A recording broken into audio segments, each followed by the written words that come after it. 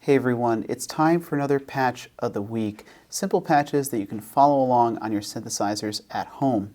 And we're here with the ARP Odyssey by Korg for some sample and hold fun and experiments with modulating various aspects of the ARP Odyssey using its modulation matrix.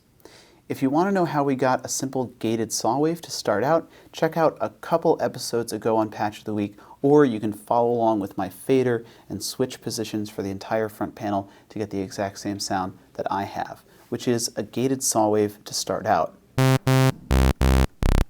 I can bring my filter cutoff down using this knob.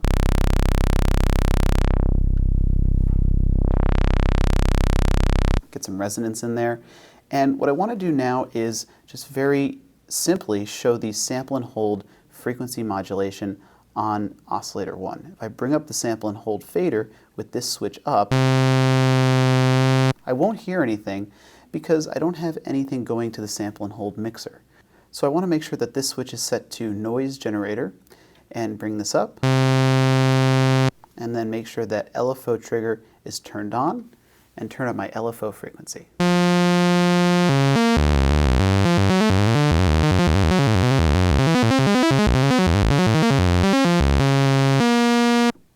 So what's going on here is my LFO is telling my sample and hold every time the LFO cycles to sample a random voltage coming from the noise generator. But I have other sources and other ways to clock that. If I switch this to keyboard trigger, every time I play a note, I'm going to get a different voltage sampled that's going to modulate the frequency of oscillator 1. And remember, keyboard control of oscillator 1 is also turned on. So if I change the range of the keyboard, so I'm getting random note values for every single key that I press. But I can kind of mess around with other aspects of that. For example, by turning down oscillator 1 and turning up oscillator 2 in the mixer. If I do the same thing, turn up the sample and hold modulation, but I don't want to use white noise for that. I want to use VCO 1. So I'm going to turn down the second fader going to the sample and hold mixer and turn up the first fader. And I'm going to get kind of random voltages because VCO 1 is going at audio rate, meaning it's going so fast we won't be able to really hear it in a low frequency context. But if I change to LFO trigger, turn that speed up a little bit, and turn off keyboard control of oscillator 1, so it's now in LF, or low frequency mode, I can get some really interesting saw wave ramp up effects where the LFO can be going so fast that you can actually hear oscillator 1 as it goes over the shape of a saw wave.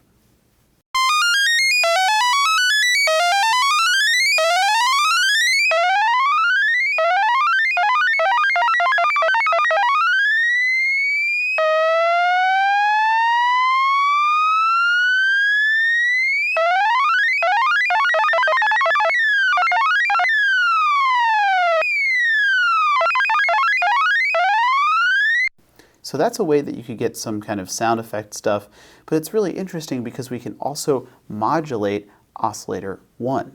So let's modulate it with the LFO square wave, for example, and just kind of see what we get when we mess around with the LFO speed.